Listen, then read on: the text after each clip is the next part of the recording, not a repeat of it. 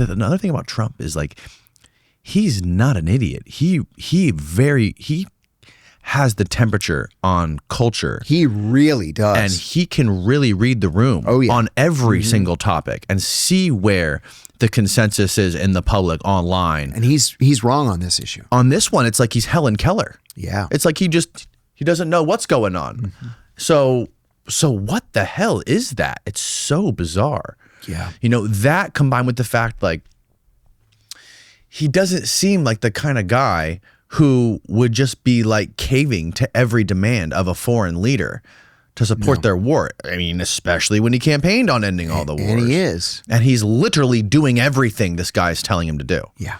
Which is not his MO at all. See, that makes me think. Me too. That Patel and Bongino went to him and said, Mr. President, we found some fucked up stuff. And it's not what we thought we were going to find. It's this. And he says, we should probably try to kill this. That's the only conclusion I can draw. But here's my thing, though. If Epstein was an Israeli access agent and he had, obviously we know he had every single room wired with hundreds of cameras, and he has obviously multiple hard drives with lots of video footage on it. Right.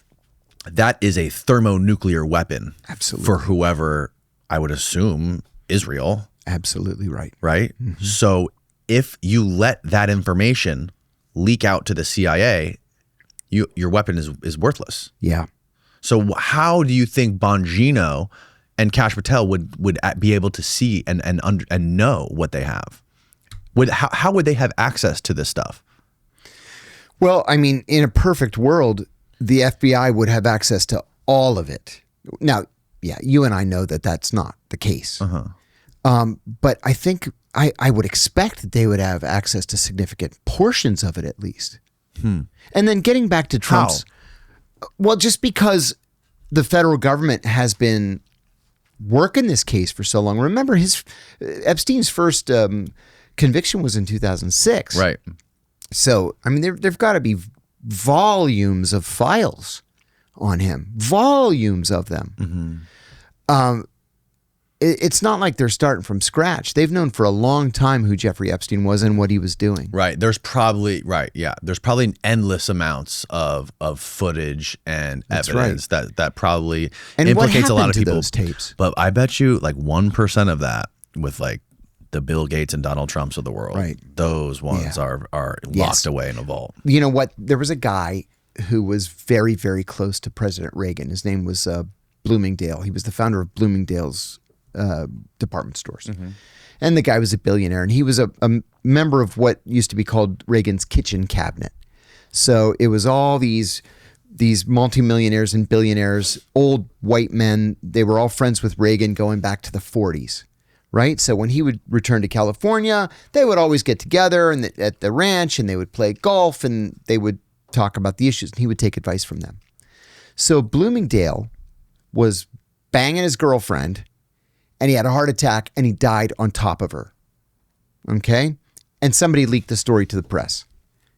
And so Reagan's knee-jerk reaction was to say, yeah, you know, I didn't really know him very well. I met him a few times. And then people are like, come on, man. He was your best friend. You've known him for 50 years. And so somebody inside the White House got to Reagan and said, come on. So he came out and he made a completely different statement. And he said, he was my best friend. I liked him and trusted him. Yeah. I'm sorry that things worked out the way that they did. That's between him and his God. It's like, okay, now doesn't it feel better to tell the truth? Right. Yeah. Yeah. If you have nothing to hide, you didn't do anything. Right. Just come out with the truth. That's how I feel about this Epstein case. Why are they still hiding it?